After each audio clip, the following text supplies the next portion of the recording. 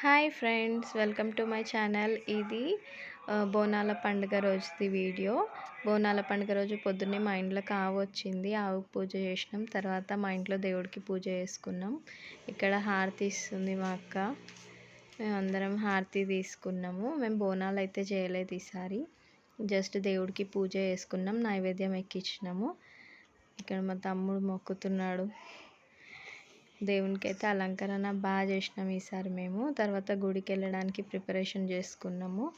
ఇక్కడ కాళ్ళకు పసుపు పెట్టుకున్నాం. ఈ టెంపుల్కి వెళ్ళినాం. ఇది కుర్మాగూడలో ఉంది. మూడు గుళ్ళు అంటారు, ఫేమస్ టెంపుల్ ఇది మా ఏరియాలో.